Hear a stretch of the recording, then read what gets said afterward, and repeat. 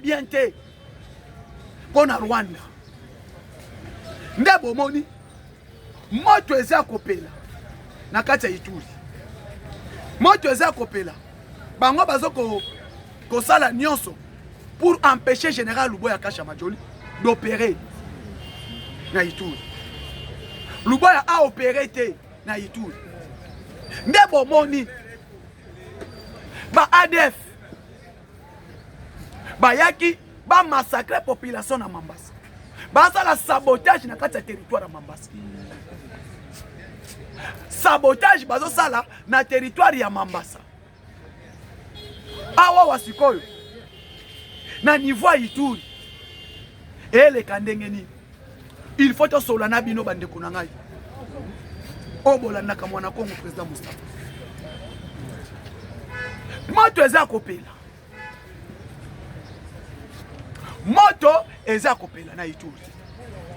Koto yo changement constitution mu pepe zali. Mu pepe changement constitution. Nanga lobi Félix Tshisekedi soki aza garçon asimba constitution. Soki aza garçon. Mais biso to yebisi nanga. Okita, omata, constitution wana eko change jamais. Toko réviser yango te mais toko changer yango.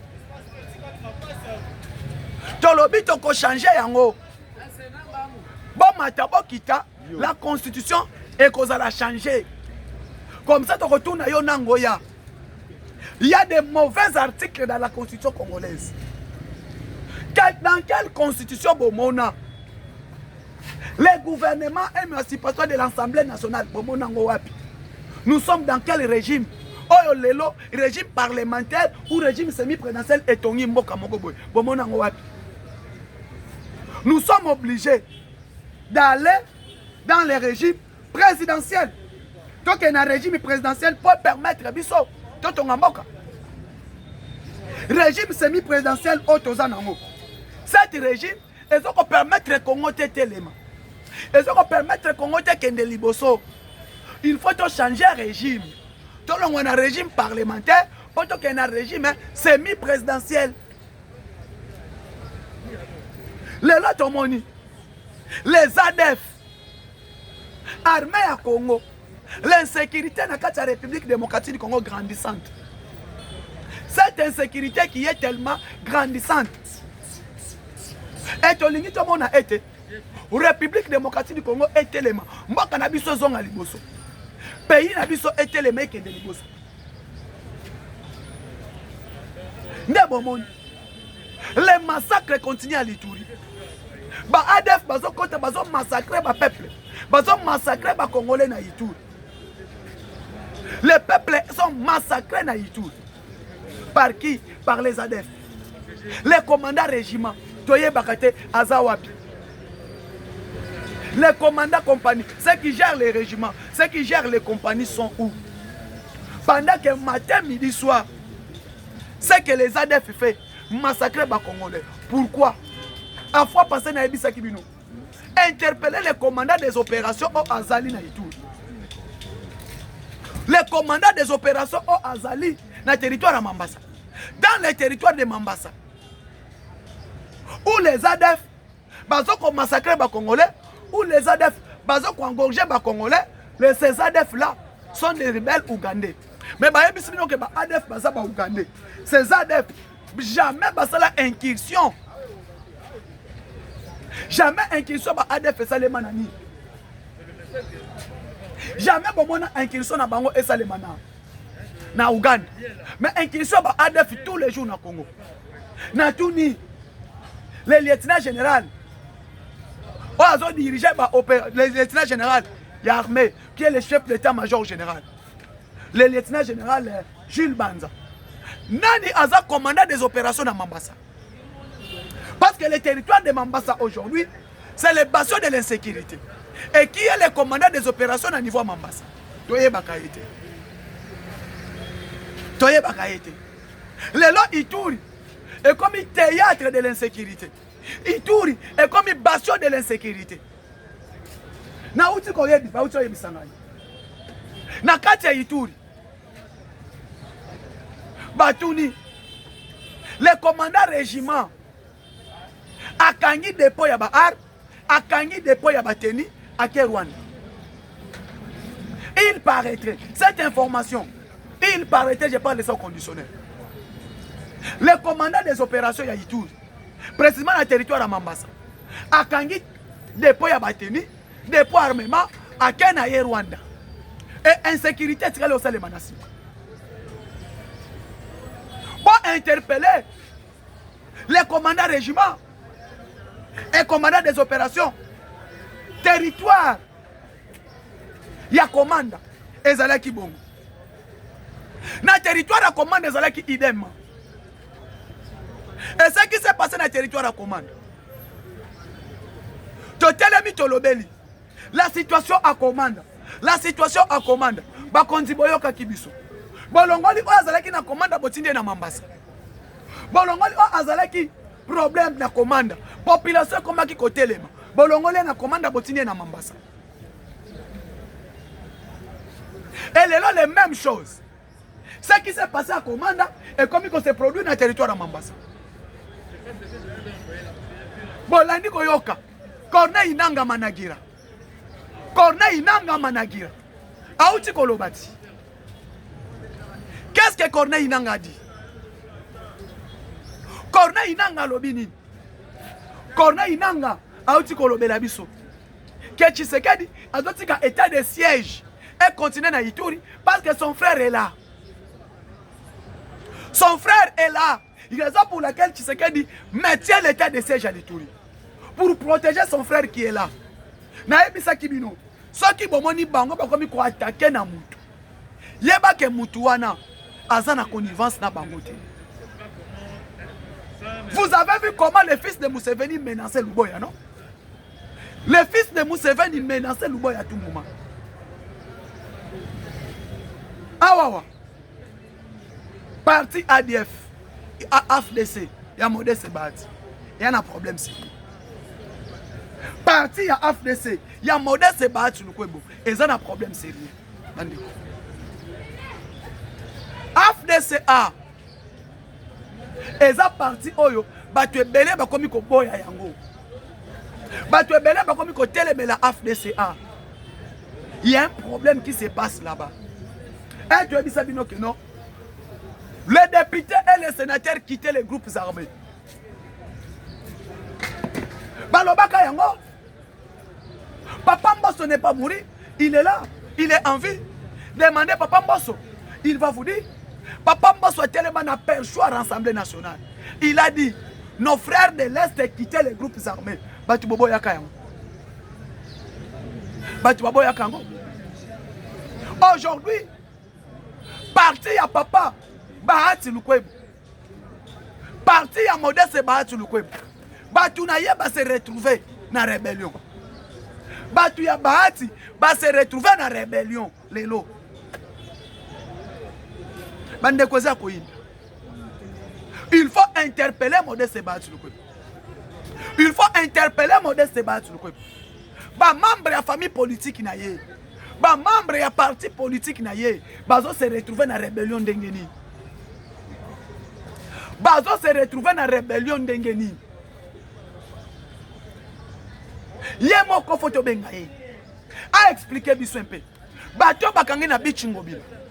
Bato bakangi na bichingobila. Baba na ko kende na réunion nini? Ya masangu to réunion madesu. Baba na ko kende na réunion masangu to réunion madesu. Quand Papa Mbosso parlait, nos frères de l'Est quittaient les groupes armés. Comment député à AFDCA a bimisa un passeport rwandais? Le lobby tumba ya Russie na Ukraine. Bokangi un député à Ukraine a un passeport russe. Un député à Ukraine n'a pas passeport russe. Boko jendengeni. Espion. Il est un espion. Bandeko, la situation à l'est de notre pays, la situation à l'est de la République démocratique du Congo, na loba yango pe na ko continuer ko répéter yango. Bandeko na biso ya est. Botelema. Bato bomo na wana baza bato malamu te. Modeste Bahati Lukwebo doit nous expliquer Modeste Bahatulukwa doit nous expliquer comment Batunayo va se retrouver dans l'identité ya Rwanda. Et on dit ba membre na yo, ba député na yo, ya parti na yo, ba se retrouver na ba passeport ya Rwanda et bandi ndengeni. Au niveau ya Est, eza koyinda. Eza koyinda, moto eza opela. Moto eza kopela. Les États-Unis d'Amérique, ba yebisi ba M23, ba se retirer à 70 km. Bon se retirer à 70 km. Bon zonga na position initiale na bino. Bon zalaki ava shit. Ya Uvira. À partir de Uvira, retourner à 70 km. Il faut bon longwa Kamanyola. Bon se retirer na Sange. Bon se retirer na Mugaramba. Donc na Rwanda bon zonga jusque na Mugaramba. Des conditions les Américains bapesi. Et susciter problème na kati ya F-23. Il y a un sénateur démocrate à Komeli département d'État et à Komeli Sénat américain a déposé proposition de loi na kati ya Congrès américain. Un sénateur démocrate. Alors bien il sénateur wana.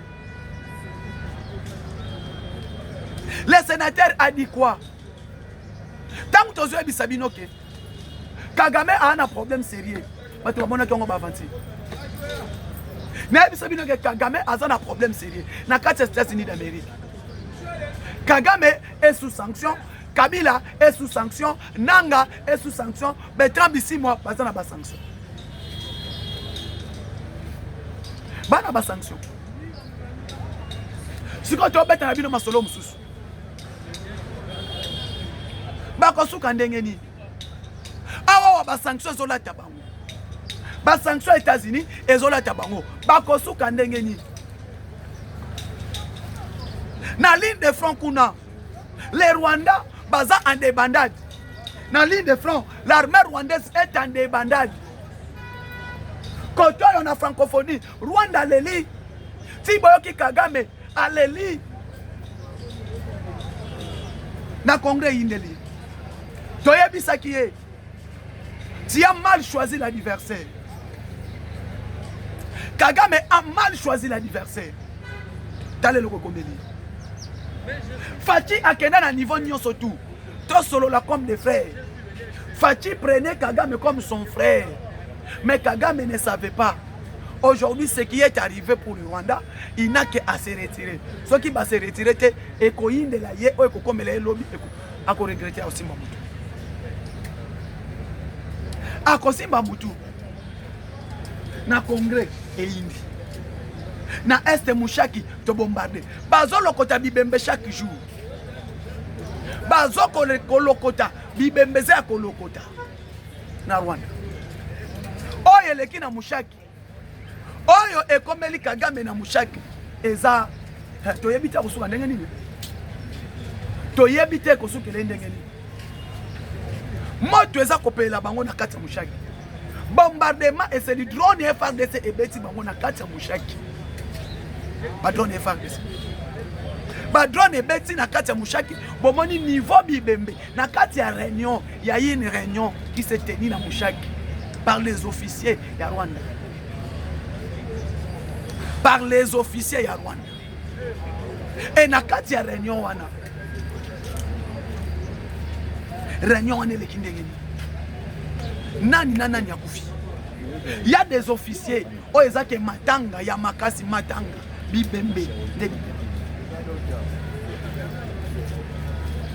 Et ande bibembe. Na Kigali. Na yango bomoni. Tension mati na kati ya Kigali, situation zo kende mabe. Situation zo kende mabe. Na moni Kagame ayebisi bango. Boko me la secrétaire, boko me la Marc Rubi Mukanda. Boko me la ye Mukanda.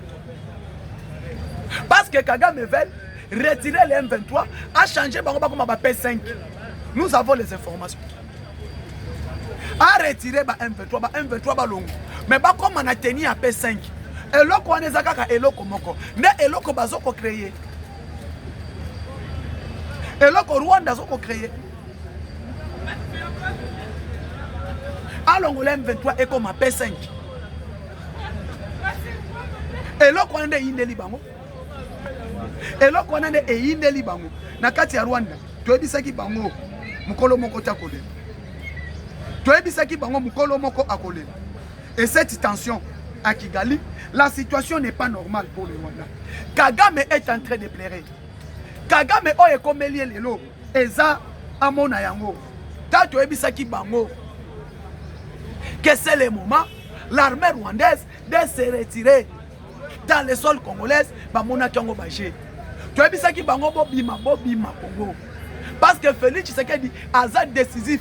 Tshisekedi a pris des engagements sérieux. Et Tshisekedi va continuer à bombarder. Et bombardement wana et créer les bino problème. Bandima kite. Le lotala. Voilà les résultats. Résultat yangoyo. Bombardement chirurgical. Bombardement yaba FARDC. Le FARDC est en train de bombarder sur toutes les lignes de front la position de l'armée rwandaise. FARDC a zoko bombardé. Tension oye matieza makasi. Tension oye matieza makasi. Awa wasikoyo. Tango armée congolaise a zoko bombardé, l'armée congolaise a zoko retiré. Ba militaire na ye, ba ligne de front ezoko yinde la ba. Ezoko yinde la ba na ba ligne de front. Aimez, partager, liker l'émission. Bon, aimez, bon, partager, bon, liker l'émission. Bandeko, abonnez-vous, aimez, partagez, likez. Na katia ba ligne de front. Eza na Ituri. Eza na Mambasa. Mais au moins, bango va se renforcer. Elle femme de ça bombarder na Mouchaki. Bah, on découvrir que il y a des officiers Bakoufi. Les officiers armés rwandaises Bakoufi. Kokufa wana Bibembe nyoso tona baye na hôpital général. Baye na Bibembe na Goma. Baye na Bibembe na bisibino ke non Bakoufi. Nda omoni nanga asali communiquer. Bertrand Bisimou asali communiquer. Que l'armée congolaise continue à violer les cessez-le-feu. L'armée congolaise continue à violer les cessez-le-feu. Tu as bisibino cessez-le-feu nini obisoto violer. C'est ça le fait ni yango obisoto violé. Bino de besoin qu'on respecte c'est le fait. Parce que selon l'accord de Washington, l'armée rwandaise doit se retirer. Faut elle se retirer na ba position nyon surtout. Ba se retirer ba zonga na position initiale ba respecter. L'accord à Washington signé ba respecter en côté. Accord auto signé qui na Washington ba respecter en côté. Et bino bolingi bisoto respecter ni. Et bombardement saleni na Mushaki Bakoufi Bibembe bande konanga Bibembe Mushaki to na territoire à Masisi et bango ba se bande ko se renforcer ba frapper ba récupérer Uvira. Ils sont venus attaquer récupérer Uvira. Leur mission ezala ki bazwa Uvira ba kota Uvira ba récupérer ne ba se renforcer qui kota elle dans territoire à Fizi, va se renforcer na Baraka, va se renforcer na Kalehe. Mais Nzambe auto sambelaka. Lokola Nzamba la kate, ndeka na yebisa kabino, Nzamba za Congolais. Échec total. Échec total. Et awa wabiso, toi na esengo. Esengo zani ba échoué. Ba échoué na Baraka. Ba échoué na Kalehe. Bazongi balobi ba se retirer à 70 km. Et département d'État peut comme Libango. Département d'État aux États-Unis et comme Libango. Et yebisi Kagame.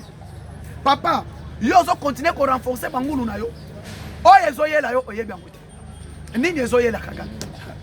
Na yebisa ki bino ke Kagame akolela. Na yebisa ki bino ke Kagame akolela. Ekolela na ye, ekozala kolela Yasuka. Parce que au moment où nous sommes maintenant, la situation reste contrôle. Il y a l'armée congolaise.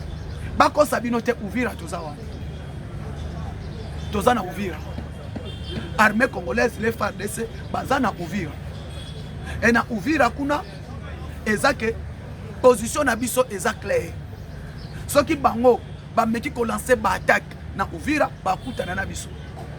Ba kutana na biso. Parlons maintenant Martin Fayulu. Martin Fayulu a outi loba. Félix Tshisekedi ce qui a osé pour changer constitution kutana na biso. Fayulu. L'opposition y a réseaux sociaux. Bino bosa l'opposition y a réseaux sociaux. Bosa la opposition y a réseaux sociaux. Prends ses épingles si c'est prend ses épingles. Bino bosa l'opposition. Cette opposition y a réseaux sociaux. L'opposition na bino et sa opposition y a réseaux sociaux. C'est clair. Venez. Tous là yo. Boya. Boya que ça la marche. Boya que ça la marche na Belgique. Et prends ses épingles. Ok ça marche na Belgique. Yaka ko salisa marche awa. Yaka o salisa marche awa na Kinshasa tous là. Opposition na bino, eza opposition ya réseaux sociaux. Votre opposition n'est qu'une opposition des réseaux sociaux. Je l'ai dit.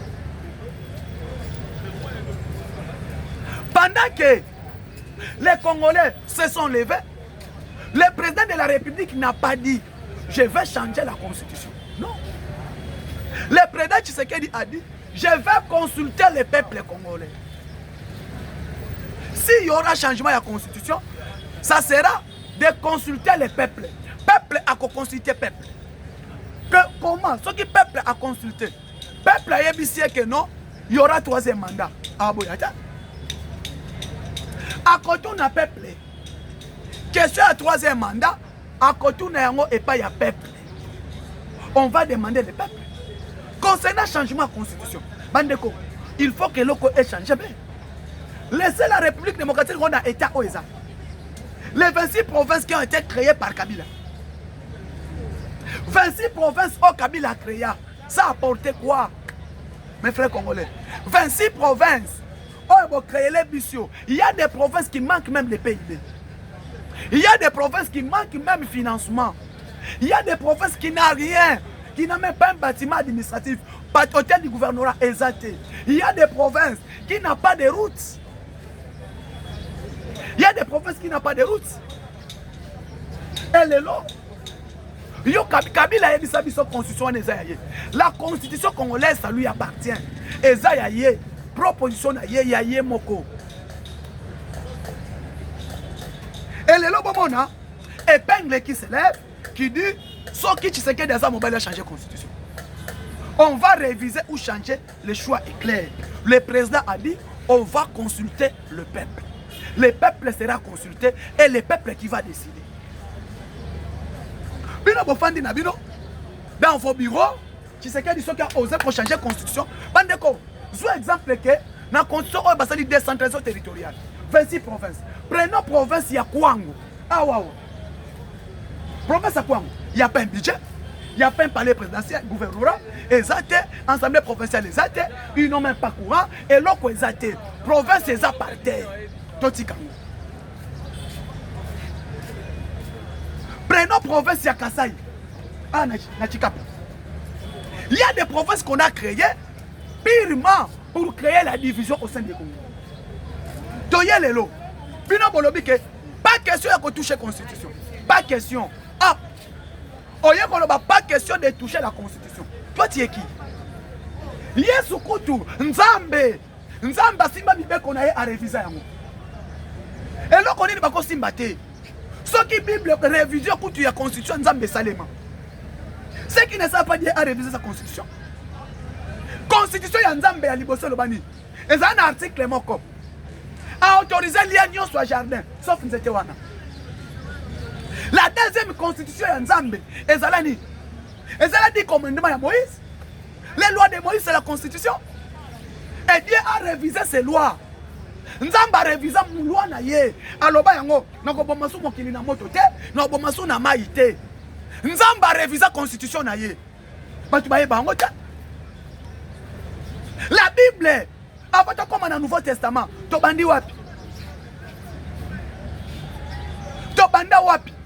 Si Dieu a révisé sa constitution, et nous, moi, je vais réviser la constitution. Que Kabila a révisé la constitution, on va comme en Afrique ici, dans San City, il n'y a eu aucun Congolais là-bas. Qui était là? Bakutani, bangona rebelle. Ba rebelle, bakutani, basangani, bakomi constitution. Batuna peuple ni. Batuna nani. La Bible, nzamba réviser la constitution na ye ya lola. Nzamba réviser yango. Le lokoto comme na ba Jean, ba Jacques, ba Marc, ba Luc, tout. Parce que Dieu a révisé ces lois. Constitution ya nzambe ba réviser yango. Et puis nous voyons la biso que non, tu sais que les gens qui touché yango, moto kopela, papa te ko réviser, te ko changer yango. Il n'y a pas de troisième mandat. Qui vous dit que tu sais qu'il va prendre le troisième mandat? Nani a émis le troisième mandat? Bozo Banganini. Tu sais qu'il n'a pas un bilan à présenter. Attendez le peuple qui va dire oui ou non. Le président a dit, s'il y aura changement à la constitution, on va passer par consulter le peuple, par référendum.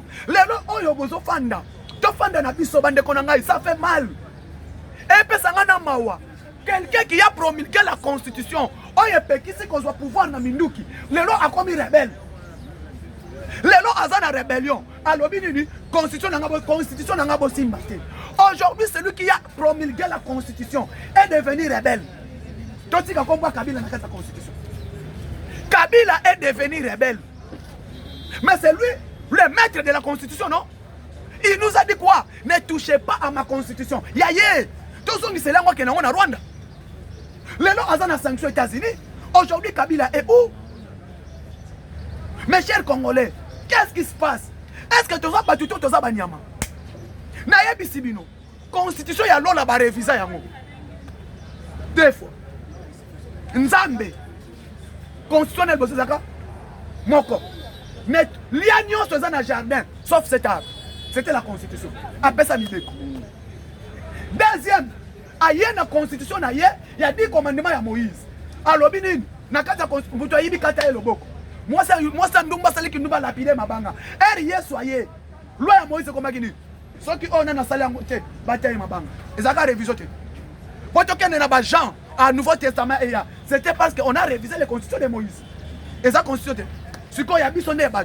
Ne touchez pas l'article 220. Boyebi. Parce que, papa, maman, yo papa na maman boswani, bolobi ni que non, tous wanda ko na biso to pesa moko papa. On a ko protéger unité ya bonde ko na biso. Donc ma belle na biso comme Rwanda. On a ko protéger ni bolingo ya Afrique. Donc tous wa est to pesa Rwanda. On a ko protéger bolingo ya Afrique. Na kata constitution za. Ba yeli biso pour les minoritaires, les communautés. Moi j'ai grandi dans ces pays, je n'ai jamais entendu le mot communauté. Et il y a tant de Rwandais ba yena mboka na biso. Que nous sommes des minorités, il faut protéger les minorités. Qui sont maintenant les minorités? Bon, l'accent va être majoritaire. Si tu es au Congo, bande konangai, si tu as une constitution, un jour, tu vas voter la biso. Kassavu, Ngiringi, Bandal, Batondi. Tu risques un jour, si Libanais na Bendia, Batelemi, Balobi que biso peut te combien belé na Congo, tu es minoritaire. Gombe, combien à biso? Gombe oye komi abiso. Kala mingi te. Bote kaka ba mapangu na Gombe. Ba Gombe, Lingwala, Barumbu, komina kin. Bendia batondit. Rwanda pesa yaki boy. Ba koti FDLR ba yen groupe skill, ba yen muke. Tangu ba komi ebele, ba komi senga biso mabele. E komi rebellion. Kala mingi te. Lokola bozondi. Soki bolingi to protéger mboka oyo. Tozwa to changer constitution oyo. Tozwa Kabila, tozongi sela papier na ye, buku na ye akende nango. Parce que l'objet est à la Kayaye.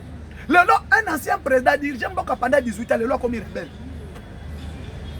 Oh non, tu sais qu'il dit qu'ils ont violé la loi. Démocratie est démocratie est. Eh, Bandeko. Le loi, tout élément. Tout soutenir le chef de l'État, tout l'ingambo kabisone surtout, tout ça pas congolais. Ce qui est important pour nous, lèvons-nous changer cette constitution. On doit les changer. Nous n'allons pas accepter cette constitution éthique à la bongo. Et cette constitution, il y a des rebelles. Bon s'abonner, bon partager, bon liker l'émission Air Nyon surtout, partout, bon ali. Oh, c'est votre humble serviteur, président Moustapha. tokutani mokolo alobi ciao.